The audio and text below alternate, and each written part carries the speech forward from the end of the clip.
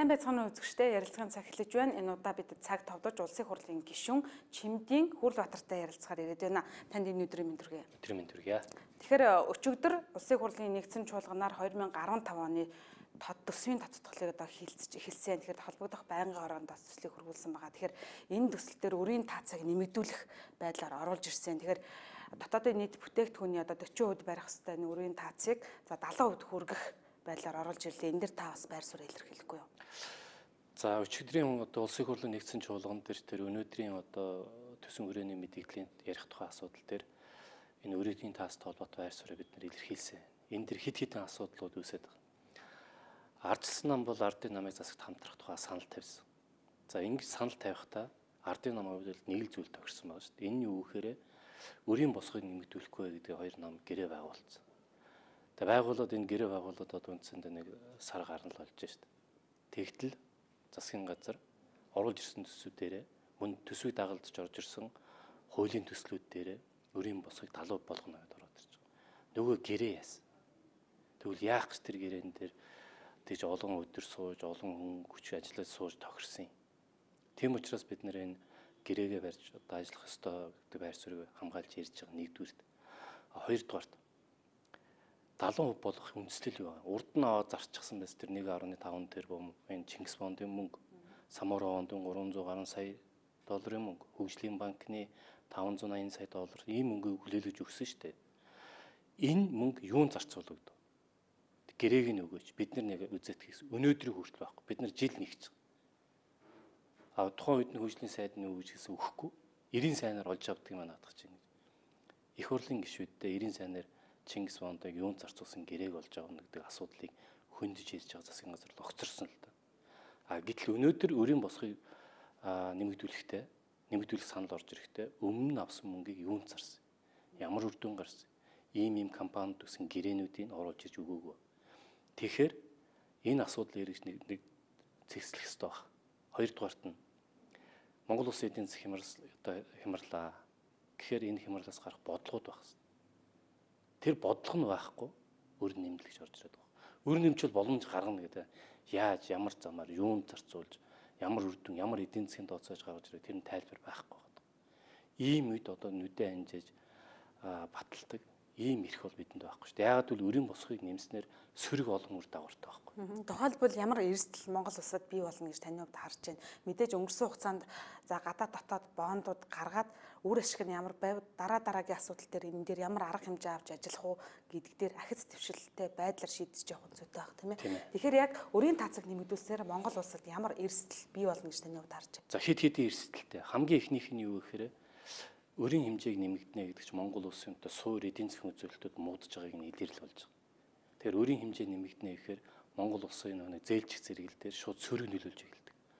Одоо 12 оны сонгуулиас хойш Монгол улсын зээлжих зэрэглэг 2 удаа бууруулчлаа шүү дээ. 2 түвшин бууруулсан.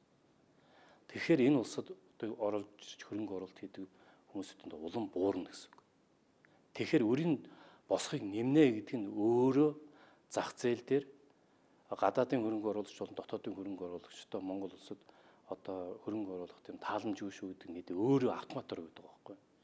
Тэгэхээр энийг нь бид нар одоо улс орны эдийн засгийн хямралаас гаргая, ард иргэдийн амьдралыг дэвшүүлэе гэж одоо хэлж байгаа хүмүүсүүд өөрсдөө энийг нэмж өгч болохгүй болчиход байгаа байхгүй. Юунийг засгийн газар хамгийн харамсалтай нь ерөөс ойлгохгүй байгаа. Дээр нь өр нэмэгдэнэ гэдэг нь ирээдүйд татвар нэмэгдэнэ гэсэн. Тийм ээ өрийн хэмжээ нэмэгдээд ирэхээр чинь татвар нэмэгдэж шүү дээ. Яагаад вэ гэхээр 2010 онд Монгол улсын бүх зээлийн хүүгийн төлбөрт 37 тэрбум төгрөг төлдөг байсан. 37. Одоо 708 тэрбум төгрөг. 2 жилийн дотор энэ төлбөрийн хэмжээ үндсэндээ 20 дахин нэмэгдэж байгаа байхгүй. 20 дахин. Тэгэхээр 708 төсөөс гаргаж төсвийн орлого юунаас бүрдэх вэ гэхээр татвараас бүрддэг. Тэгэхээр татвараа зулуулж авч чадахгүй учраас нэмнэ гэсэн үг. Тийм учраас энэ 2015 оны төсвийн додголыг дагаж 5 татварын хуулийг өөрчлөлт орж ирж байгаа. Нэгдүгээрт нийслэлд үйл ажиллагаа хийж байгаа аж ахуйн нэгжүүдээс орлогын 1% татвар авна гэж. Энэ үндсэндээ бол нэм үртгэн албан татварын 2-3% тэнцүү хэмжээ нэм татвар байхгүй. Нэгдүгээрт. Хоёрдугаарт нь үл хөдлөх хөрөнгийн татварын дээд босгох 3 дахин нэмсэн. Автомашин бол өөрөө явах одоо авто хэрэгслийн дээд босгохыг бас 3 дахин нэмсэн. бууны албан татварыг 15 дахин нэмж оруулж ирж байгаа. Дээр нь урд өмнө авдаг гэсэн малын хуулийн татварыг авна гэж орж ирж байгаа. Ийм 5 төрлийн татварч өөрөө энэ өрийн хэмжээ Монгол улсын хэмжээнд даах боломжгүй болоод эхэлж байгаа учраас энэ нэмэгдэж байна гэдэг зүгээр энэ дээр одоо тайлбар хэлхээсээ илүүтэйгээр энэ засгийн газрын гаргаж байгаа одоо үйлдэлүүд нь өөрөө энэ өөрийн сөрөг дагавруудыг харуулдаг эхэлж байгаа. За 3 дахь татвар нэмд одоо их хэмжээгээр одоо нэмж чадахгүй байгаа шүү дээ. Одоо яагаад тэгэхээр угаасаа эдийн засгийн хямралтай болж аж ахуйн нэгжүүд төлдөг орлого багтаа байгаа учраас төсвийн орлого буурч байгаа. Тийм учраас энэ засгийн газар төсвийн тодтолтоор төсвийн орлого 905 тэрбумаар бууруулж орж ирж байна шүү дээ. Энэ нь өөрөө эдийн засгийн хямрал одоо идэвхжил бага байна гэдгийг харуулж байгаа нэгдүгээр.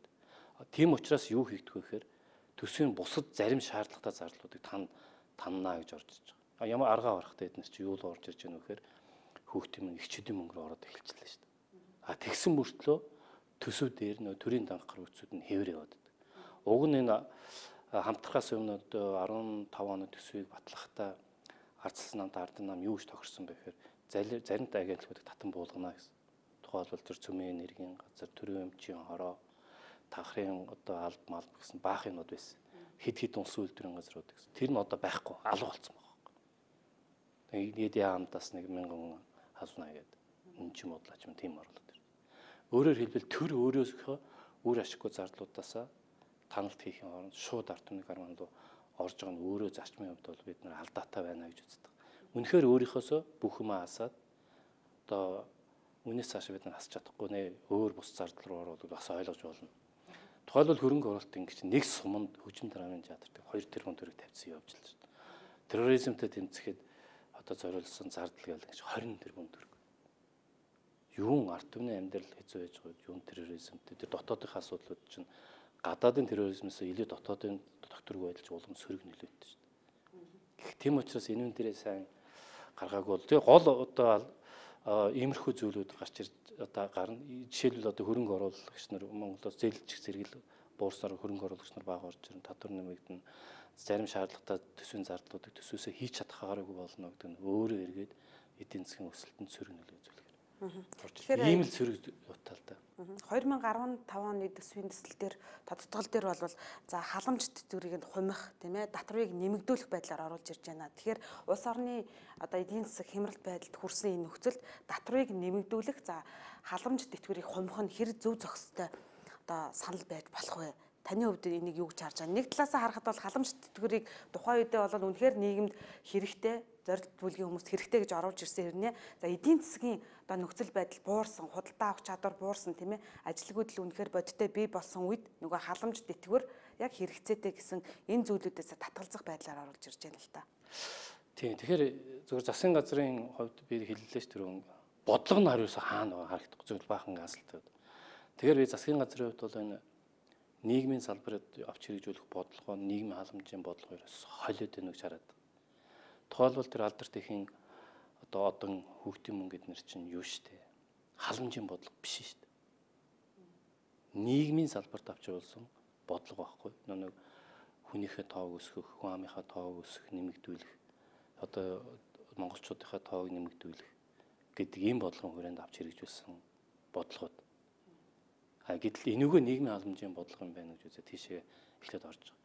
Хүүхдийн мөнгөийг яг анхын 2004 онд хахад 4 онд хүүхдийн мөнгөө олгож эхэлсэн шүү дээ. Уг нарцлан намын амлалтаар анх гарч ирсэн. Энүүгээ хэрэгжүүлэхдээ бас л тухайн одоо үед зорилт төлөвлөлт өгч эхэлсэн байхгүй. Тэгэхээр мөнгөтэй хүний хүүхд, мөнгөгүй хүний хүүхд гэдэг яг ил тод олонний өмнө байдаг хүмүүсүүд ялгаа салгаа авчиж болох ба. Гэтэл ерөнхийдөө Монгол хүмүүсийн амьдрал чинь нийлэмхийдээ дунд ойролцоо байгаа шүү дээ. Энэ үед нь ялга салгах төвхтэй болж эхэлдэг. Жишээлбэл сая өрхийнх нь орлого сая хөрүүл өгнө өгөхгүйгүүл хүмүүсүүд өрхийнхөө орлого саяас доош болох гол оролдолт эхэлнэ шүү дээ. Тэгээ ялгаж салгаж хийх гэдэг нь өөрөө захиргааны маш олон заргуу зардал гаргана. Нэг. Хоёрдугаарт нь энэ асуудал анх одоо зорилт төлөвлөх гэж явж байгаа дараа нь эргээд бүгдэнд нэг өгж эхэлсэн шүү дээ. Энэ дээр хойд хүмүүст хавтгааруулсан гэж яриад. Энд чинь үндсэн хуулийн цэцтэр очиж шийдэгдсэн асуудал байна. Энэ асуудал нь бид хойд сангийн амны дүрэн нэр юм сайн санджлаа. Тэгж жагаад эн чинь бүх хүүхдүүдэд өгөөд эхэлсэн л дээ. Яг тухайн үед зарим хүмүүсүүд өөрсдөө татгалзаад авахгүй гэдэг хэлээ явж. Тиймэрхүү санаачлалын юм дээр үзнэ өгөөс Монгол Улсын үндсэн хуулиар хүүхдүүдийг одоо энийг хөхтөө гэдгээр нь ялахгүй гэж заагаад өгсөн байж байгаа шүү дээ. Тэгээд тэр югаараа бол тэр нь зөвлөлтөд зөрчигдөх учраас энэ нэг тийм цаашаа явагдахгүй болов гэсэн тийм бодолтой байна. Тэгэхээр нийгмийн халамжийн бодлого, нийгмийн одоо бодлого хоёроо бол бас ялгаж салгаж ойлгож байж энэ дээр авч хэрэгжүүлэхгүйгээр шууд энэ төсвийн одоо хүндрэлтэй нэрээр одоо хаснаа гэдэг бол санал нэгдэхгүй байна. Үнэхээр үр ашиггүй зардлуудад чухал бол тэр суман дээр баригдаж байгаа тэр драмын театрыг одоо нэг удаа төвчж болно доо. Тийм ээ? Тиймэрхүү одоо төсвийнхаа зардлуудыг нэлээд сайн шүүж ялгаж ингэсний дараагаар одоо үнэхээр өөр гарцгүй болоод тэгээд одоо нийгмийн халамжийн тэр зарим зардлуудыг болон хасъя гэж байгаа бол бас тэр үеийг ярилцахад бол бэлэн байна. Тэгэхээр төрийн албан агч тэтгэврт гарахад олгодог урамшуулгад тэтгэлгийг бас багасгаж оруулж ирж байгаа. Тэгэхээр ажилсан жилээр нь одоо яг энэ тэтгэлгийг өгөё гэсэн байдлаар оруулж ирж байна л та. Өмнө нь бол салбараас хамаарат 12-оос 36 сараар урамшуулал тэтгэлгийг болоод тухайн төрийн албан агчд тийм ээ төр зүтгэснийхэн төлөө урамшуулал болгоод тэтгэлэг болгоод өгдөг байсан бол энэ удаа өөрчлөх байдлаар оруулж ирж байна. Ер нь эцсийн бүлэгтийн халамж тэтгэвэр тийм ээ татварыг одоо өөрчлөж төсөлд оруулж эцсийн байдлаар батснаа бодит одоо хяналтыг бий болгож чадна гэж таны хувьд харж байна уу? Гэхдээ саяын тэр төрийн албан агчдын одоо ялгаартай тийм тэтгэмжийн асуудлыг шийдэхийг оруулж бид дэмжиж байна. Яагаад вэ гэхээр ингээд төрийн албан агч одоо нийтдээ 180 мянган билээ ш 12 оноос хойш 30 мянгаар нэмэгдсэн. Тэгэхээр төрийн албан агчдыг одоо аль нэгэн салбарт байгаагаас нь хамааруулаад ялгууртай тэтгэмж өгдөг байхгүй. Цалин ялгуурт, дээр нь тэтгэмжийн ялгуурт. Тэгэхээр өөрөө энэ алдаатай. Тухайлбал одоо хин аль салбар нь илүү лобби хийдэг ч юм уу энэ одоо асуудлыг илүү хүндтэй ярьсан өөр төр илүү нэмэгдэл аваад их хурл дээр одоо өөрсдөө асуудлыг ойлгуулж чадаагүй ч юм уу баг лобби хийсэн гэж үзсэн ч юм уу засгийн газартаа дэж ойлгуулж чадаагүй ч юм уу баг мөнгө аваад байж болохгүй. Төрийн албан агчуулах төрийн албан агч байх хэвээр. Тийм учраас ерөнхийдөө төрийн албаны хувьд бол энэ одоо нийгмийнхэн салбарт авч хэрэгжүүлж чадах бол ажлууд тэтгэврт гарахад нь болгодог тэтгэмжүүдийг нэг жигд болгоё гэдэг бол би дэмжиж байна. Тэгэхээр ардсан нам болон Монгол Ардын нам хамтрах хэсэг асуудал дээр ажлын хэсэг ажиллаад маргааш нь одоо санамж жижиг гэрээ зурагдсны дараа нь маргааш нь одоо засгийн газрын бүтцийг дангаалгаад оруулаад ирсэн. Гэтэл одоо яг хэмнэлт ярих үед болохоор зэрэг тэр данхар бүтцээ багасгахын оронд за халамж тэтгэврийг одоо багасгая тийм ээ тэтгэлгийг багасгая гэдэг байдлаар орж ирж байна л да. Тэгэхээр эргээд одоо энэ өнгөрсөн хугацаанд данхар бүтцийг багасгаж шинэ засгийн газар эдийн засгийн үр ашигтай ажиллана гэсэн энэ зарчмаас ухралт хийж байгаа мó гэсэн зүйлийг хэлж болохоор байна л да. Энэ дээр тий хоёр нам зөвшөлтсөл хийж гэрээ байгуулахдаа дэд сайд нарын тоог тохирсон юм. 15 дэд сайдтай байна л гэж орж тэгсэн дараа нэмэл ороод хоёроор нэмэл ороод ирсэн. Тэгээ эн чин гэрээн дээрээ ингэж бид нарыг тохирохдоо ингэж хэлсэн чи зөвхөн танаа намтаа тохирсон гэж бид нар чинь зөвхөн хоёр намын хооронд байх засгийн газрын бүт сүрэлтгэн дээрээ тохирсон шүү дээ. Тэгэхэд нэмэл ороод ирж байгаа. Өөрөөр хэлбэл тэр хэлцээрийн ширээний ард яригдсан юмасаа ерөөсөл байгууллага засгийн газраа байгуулж байгаа зөрчөөд гэсэн. Дээр нь сайдан томилогдсон бол төрийн нэр нь одоо тухайн намаас байна гэдгээ шууд зөрчил одоо барилгын байгуулалтын хамгаалч чинь төрийн нэрийн өөрсдийнх нь намыг хүндээ очоод тавьчихсан. Тэгэхээр ерөөс гэрээ бараг тэр байгууллаад гар ус сурсан чирнээл нь хатж амжааг багтал зөрчиж ирсэн. Тэгээ одоо тэр нь үргэлжилж байна. Ардын нам бол энэ асуудлыг тавьж л таарна шүү дээ. Асуудал босгож ярьж байгаа хүмүүс. Тэг хэрвээ тэр гэрээгээ хүчин төгөлдөр болгож авч үздэггүй ярьдаггүй юм бол яах гэж тэрийг ярьж тагшд. Тэр төрийн данхар хүчтэй холбоотой нэлээд хэд агентлагуудыг алга болгоё. Татан буулгая. Гэсдэг юмнууд тохирсон. Тэрс бүгд ингээс нь бодсон. Хэд агентлагуудын нэр ирэл хэмдэл явж л шүү. Тэгэхээр ингээ ярихдаа тохирчоод дараа нь үйлдэл дээр энэ өнөөс ингээ татгалзаад тахаар үйлдэж ярих шаардлага юу? Хамтрах ямар шаардлага байна? Цалин тэтгэврийг нэмэгдүүлэх асуудлыг бас Монгол үйлдвэрчний эвлүүд холбооны ерөнхийлөгч болоод яг холбоо хөндөж байна л да. Өнөөдөр одоо яг одоо талбай дээр жагсаал болж байна. Тэгэхээр ер нь яг өнгөрсөн хугацаанд 500 тэрбум төгрөгийг цалин тэтгэврийг нэмэгдүүлэх зарцуулна гэж төсөлжсэн боловч за одоо ямар ч нэгэн байдлаар нэмэгдүүлэхгүй гэсэн зүйлийг ярьж байна л да. Энэ дээр таны байр суурь үнэхээр цалин тэтгэврийг нэмэхгүй байх шаардлага тийм ээ одоо зайлшгүй юм шаардлага манай улсад эдийн засгт одоо яг бий болсон уу? Үнэхээр дотоод нөхцөл боломжоо ашиглаад нэмэх боломж байгаа юу гэдэг дээр бас нэг тайлбар өгөхгүй. За одоо би энэ дэр нэг зүйлийг бас та нарт сайн анзааруулж хэлмээр байна. Та нар анзаарсан уу? 14 оны төгсгөл дээр 15 он төсөв баталж яхад цалин дэвтэрийн нэмэгдэлт хэдэн зуун тэрбум төгрөг тавилаа гэж ярьж байлаа. 500. Одоо цалин дэвтэрийг нэмэхгүй гээд оруулж ирж байгаа мөнгө нь хэд вэ? 370 тэрбум төгрөг. 120 дээр 30 тэрбум хайчиж байгаа гэдэг асуудал үүснэ дээ. Тэр нь юу гэхээр 14 онд хууль зөрчил цалин дэвтэрийн дээр алдаатай тооцоод байж байгаа тэр нэмсэн байгаа. Тэрүүндээ тэргээ гаргаад авчиж байгаа.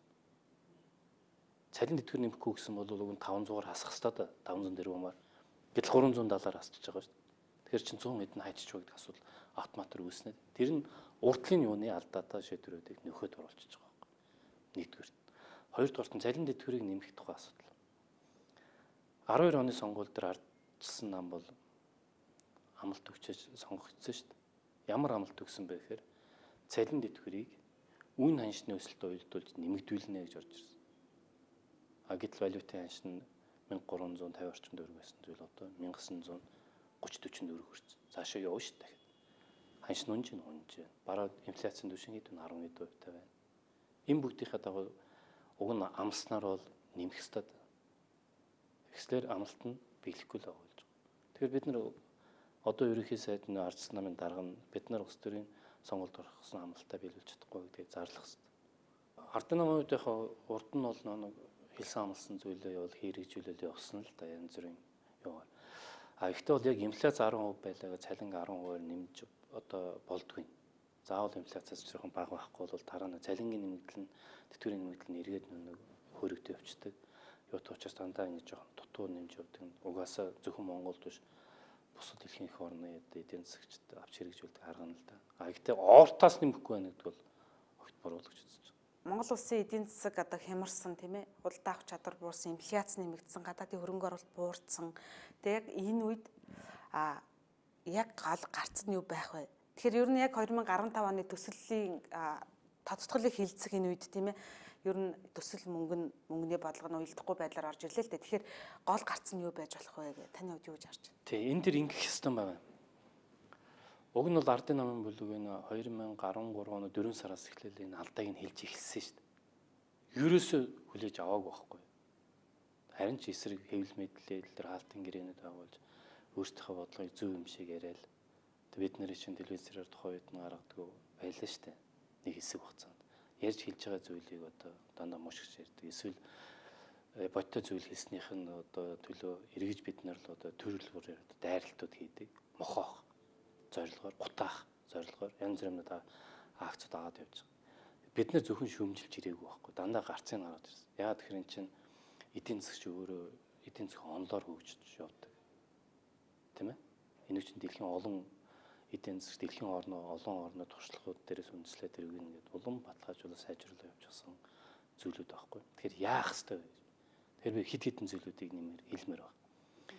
Урд өмнө ярьж исэн зүйлүүд. Нэгдүгürt нь эдийн засгийн хямрал яагаад сайн юм байдал хүнд байдалд оруулах вэ гэхээр нэгдүгürt нь төсвийн бодлого нь буруу явцсан өнгөрсөн хугацаанд. Яагаад? Төсвийн бодлого зөв явж гэнэ буруу явж гэнэ гэдэг төсвийн алдагдлаар үздэг. Төсвийн алдагдал бол дотоодын нийтгэгдэхүүний 3% хүрэхэд уушаа эдийн засагт сигнал өгдөг. Буруу юм болж ин шүү гэдэг. Энэ бол зөвхөн Монгол биш, дэлхийд даяар. Тэгэхээр төсвийн алдагдлыг өнгөрсөн хугацаанд ямар байх вэ? Нөгөө Чингис бондны мөнгө, Самура бондны мөнгө, мөн тогтворжуулах хөтөлбөрийн 4 их найд. За энэ Хятадын банкны юаны swap 1.5 тэрбум доллар. Энэ бүгдийг нийлээд 10 их найд төгрөгийн зардлыг төсөвтөр суулгуур гадуурны явуулсан. Юу зарцуулах гэсэн бид нэр мэдэхгүй байгаа. Бид нар энэ бүгдийг нь оруулаад үзэхээр төсвийн алдагдал дотоодын нийтгэгдэхүүний 17-оос 15-аас 18%.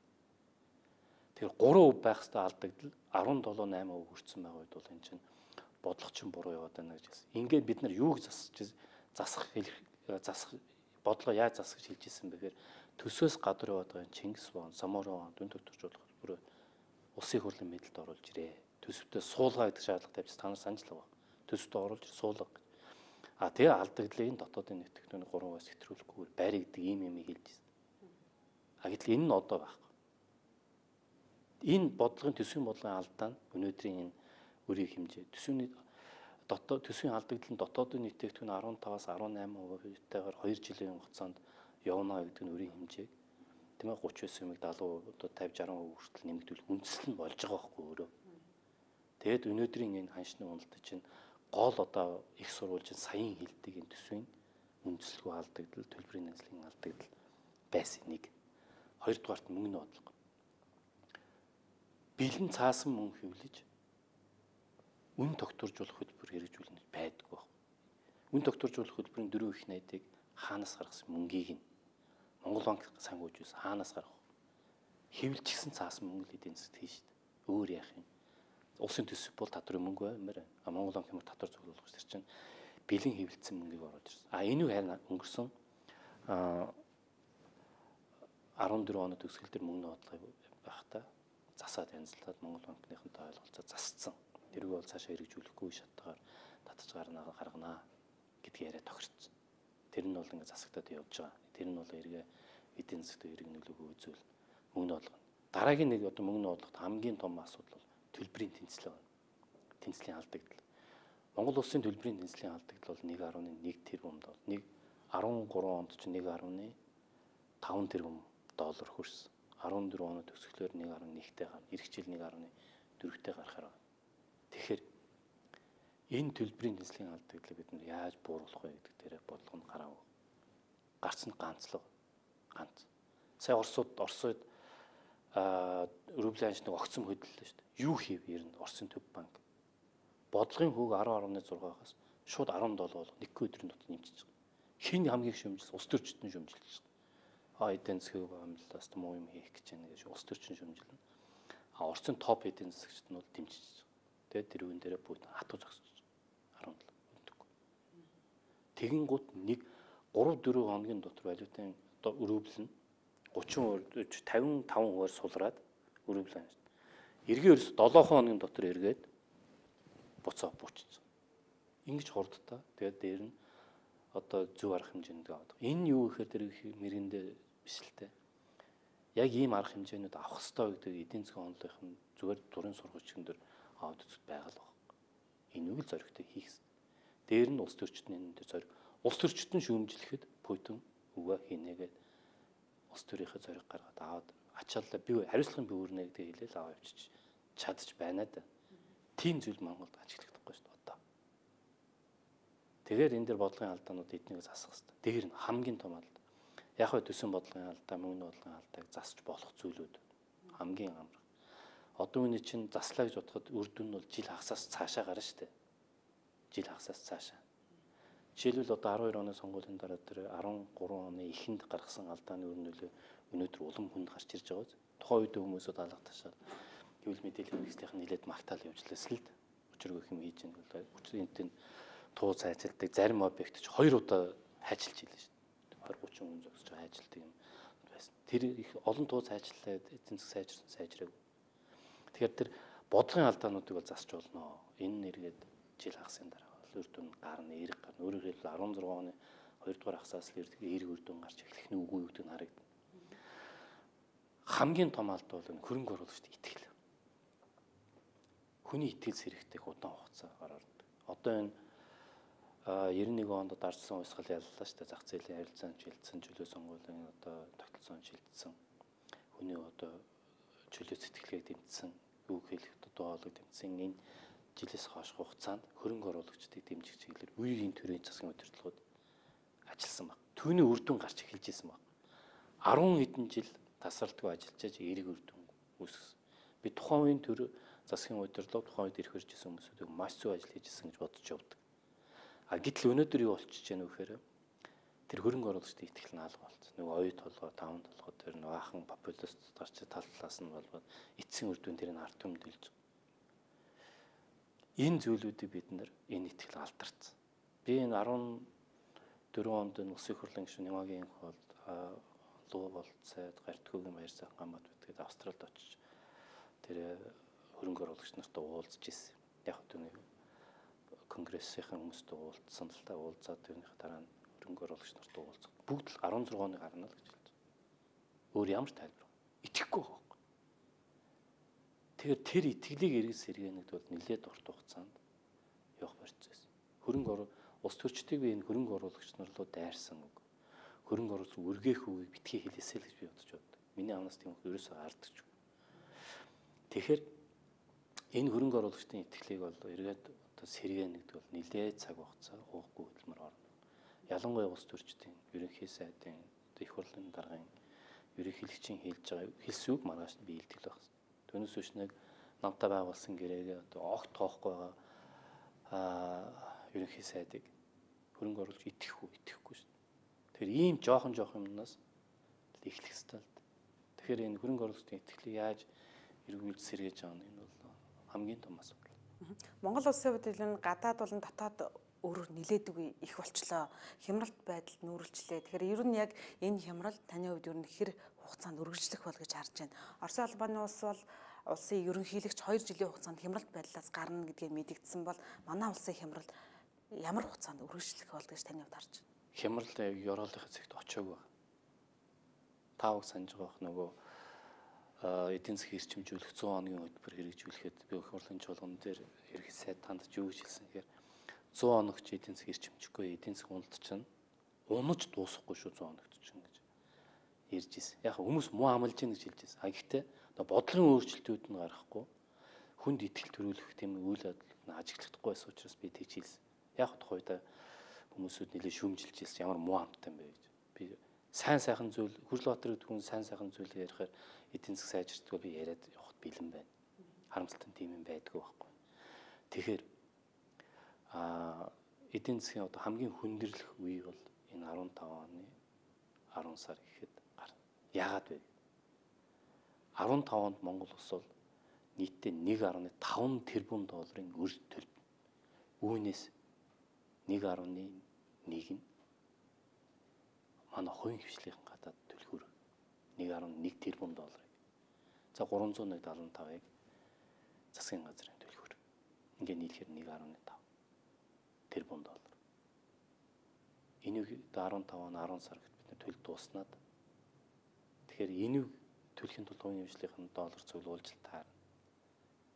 Тэгэхээр энэ нэргээд эдийн засгт өөх ачаал учраас би энэ эдийн засгийн хямралын унах цэг нь болоо байна. Дуусаагүй байна гэж хэлж байгаа. Тэгээд түүнээс хойш дор хаяхад сайн ажиллахад 2 жил.